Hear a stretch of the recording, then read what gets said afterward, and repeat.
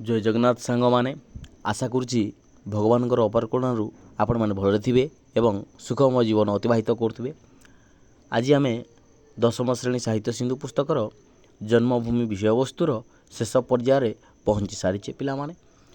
ପରବର୍ତ୍ତୀ ଭିଡ଼ିଓରେ ଆମେ କ୍ୱେଶ୍ଚିନ୍ ଆନ୍ସର୍କୁ ଡିସ୍କସନ୍ କରିବା, କିନ୍ତୁ ୟା ପୂର୍ବରୁ ଆମେ କ'ଣ ଡିସ୍କସନ୍ କରିସାରିଥିଲେ ନା ଏ ଯେଉଁ ଆମର କୃଷ୍ଣଙ୍କର ଅଭ୍ରକ୍ରଂଶ ପ୍ରାସାଦଟା ଅତଳ ଜଳଧି ମଧ୍ୟରେ କ'ଣ ହେଇଥିଲା ନା ଲୀନ ହୋଇଯାଇଥିଲା ଏବଂ କୃଷ୍ଣଙ୍କର ପଦପଲ୍ଲବରେ ଏକ ଲୌହସର ଲାଗିଯାଇଥିଲା ଏବଂ ତାହା ଅଭିଶାପ ସ୍ୱରୂପ ସିଏ ସେଠାରେ ଟଳି ପଡ଼ିଥିଲେ, ଯାହାକି କୁହାଯାଉଥିଲା ତାହା ତାଙ୍କର କୃତକର୍ମର ପରିଣାମ। ଅର୍ଥାତ୍ ଭଗବାନ ମଧ୍ୟ କର୍ମର ପରିଣାମରୁ ବଞ୍ଚିତ ହୋଇପାରିନାହାନ୍ତି।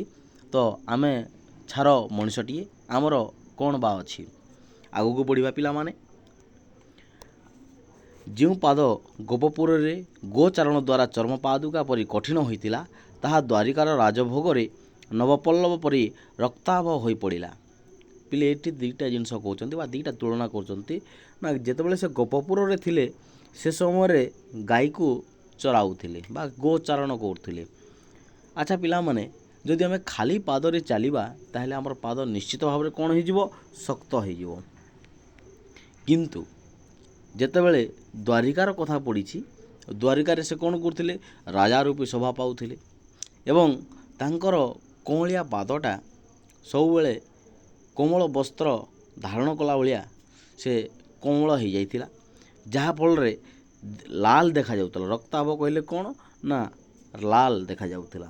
ତେଣୁ ଗୋପପୁରରେ ତାଙ୍କର ପାଦଟା ଶକ୍ତ ହୋଇଥିବା ବେଳେ ଦ୍ୱାରିକାରେ ରାଜଭୋଗ ବା ରାଜଉଆସରେ ରହି ତାଙ୍କର ଶରୀରଟା ନବପଲ୍ଲବ, ନବ କହିଲେ ନୂତନ, ପଲ୍ଲବ କହିଲେ ପତ୍ର, ନୂତନ ପତ୍ର, କଅଁଳିଆ ପତ୍ର ସଦୃଶ ତାହା ଲାଲ ଲାଲ ଦେଖାଯାଏ, ରକ୍ତାଭ ହୋଇଯାଇଥିଲା। ଏଣୁ ନିର୍ବୋଧ ବ୍ୟାଧ ମନରେ ଯେ ତାହା ହରିଣ କର୍ଣ୍ଣର ଭ୍ରମ ଆଣିଦେବ। ସେ ଯେଉଁ ସର ଯିଏ ବ୍ୟାଧି ବା ବ୍ୟାଧ ତାହାକୁ କୁହାଯାଏ, ବ୍ୟାଧ କହିଲେ ଶିକାରୀ, ଯିଏ ସର ନିକ୍ଷେପ କରୁଥିଲା ସେ ହେଲା ନିର୍ବୋଧ, ଅଜ୍ଞାନ, ମୂର୍ଖ, ସେ ଜାଣିନାହିଁ କିଛି। ତାହାର ମନରେ କ'ଣ ସଦୃଶ ଆଣିଲା ନା ସିଏ ଭାବୁଥିଲା ଯେ ହରିଣର ଗୋଟେ କର୍ଣ୍ଣ, ହରିଣର କାନଟା କ'ଣ ଦେଖାଯିବ ନା ଲାଲ ଲାଲ ଦେଖାଯିବ। ଠିକ୍ ସେହିଭଳି କୃଷ୍ଣଙ୍କର ପାଦଟା ମଧ୍ୟ ଲାଲ ଦେଖାଯାଉଥିଲା। ହରିଣର କାନ ସହିତ କୃଷ୍ଣଙ୍କର ପାଦକୁ ସେ ଏଠାରେ ତୁଳନା କରିଛନ୍ତି ଏବଂ ତାହା ଗୋଟେ ଭ୍ରମ ଭଳିଆ ଦେଖାଗଲା। ଭ୍ରାନ୍ତି, ଭୁଲରେ ସେ ପଡ଼ିଗଲେ। ଏଥିରେ ବିଚିତ୍ରତା ବା କ'ଣ ଥିଲା? ଦୁଇଟା ଜିନିଷର ବସ୍ତୁ ବା ଦୁଇଟା ଉପମାନ ବସ୍ତୁ ବା ଦୁଇଟା ଭିତରେ ଯେଉଁ ତୁଳନା କରିବାଟା ସ୍ୱାଭାବିକ କଥା, ଯେଉଁଟାକି ଶିକାରୀ ମଧ୍ୟ କ'ଣ କଲା ନା ଭ୍ରାନ୍ତିରେ, ଭ୍ରମରେ, ଭୁଲରେ ପଡ଼ିଗଲା, ଯାହାଦ୍ୱାରା ସେ ଜାଣିପାରିଲା ନାହିଁ ଯେ ଏହା କୃଷ୍ଣଙ୍କର ପାଦ ନା ହରିଣଙ୍କର କର୍ଣ୍ଣ। ଏବଂ ଏହି ପୁରାତନୀ ଗାଥାରେ ସତ୍ୟତା ରହିଛି। ଏଣୁ ବହୁ ଶତାବ୍ଦୀର ବିସ୍ମୃତି ଭେଦ କରି ତାହା ଆଜି ଆମମାନଙ୍କ ପାଖରେ ପହଞ୍ଚି ପାରିଛି।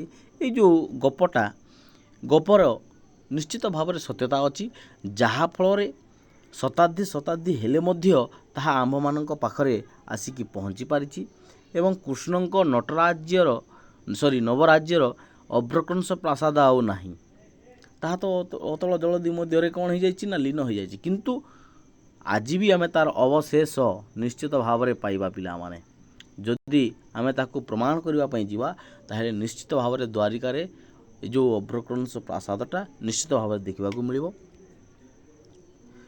ଏବଂ କିନ୍ତୁ ତାଙ୍କ ମାତୃଭୂମିର ଗୋପ, ବୃନ୍ଦାବନ, ଯମୁନା, ଗୋପୀ, ଗୋପାଳ ଇତ୍ୟାଦି ସବୁ ପୂର୍ବପରି ରହିଛନ୍ତି। ଆଜି ବି ତୁମେ ସେଠାକୁ ଗଲେ ନିଶ୍ଚିତ ଭାବରେ ତାଙ୍କୁ ଦେଖିବାକୁ ପାଇବ। କାହାକୁ?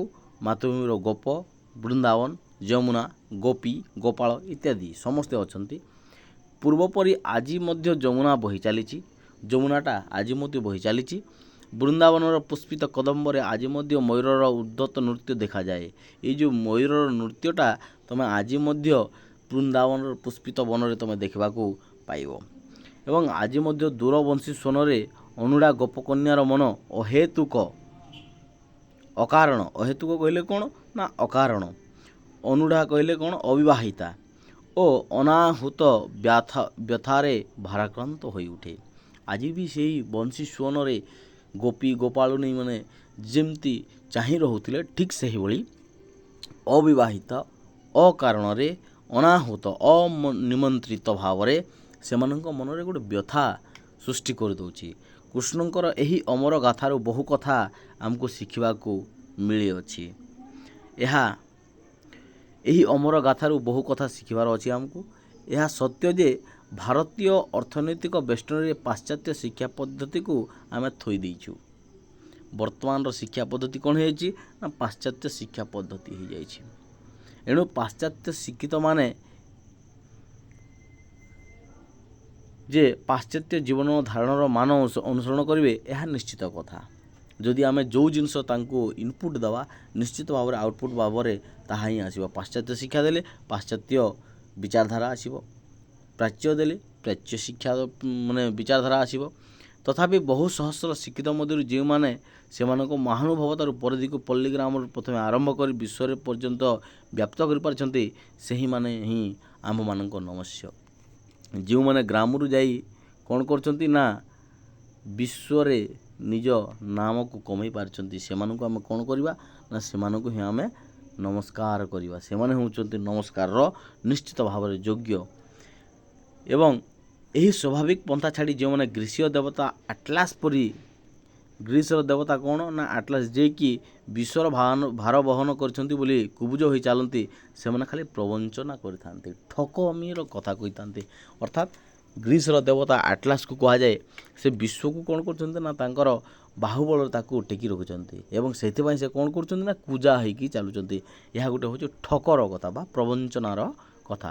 ଯେ ଭଲ ଗ୍ରାମବାସୀ ନୁହେଁ ସେ କେତେବେଳେ ମଧ୍ୟ ଓଡ଼ିଶାବାସୀ ହୋଇପାରିବ ନାହିଁ।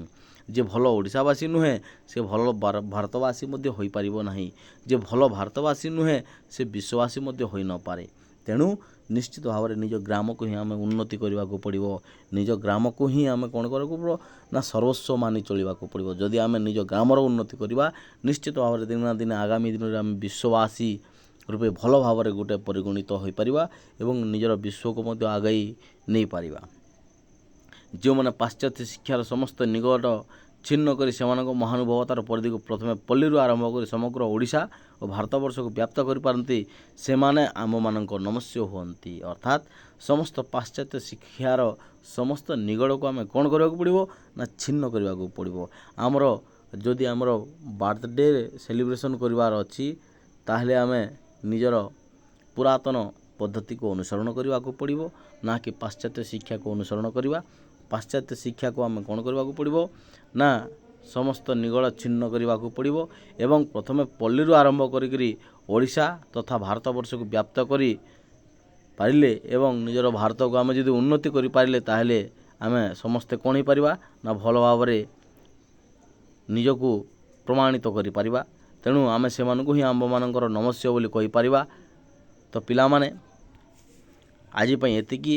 Thank you to all. ଅନ୍ୟ ଏକ ଭିଡ଼ିଓରେ ଆମେ ଏହାର କ୍ୱେଶ୍ଚିନ୍ ଆନ୍ସର୍କୁ ଆଲୋଚନା କରିବା। ଧନ୍ୟବାଦ। Thank you to all.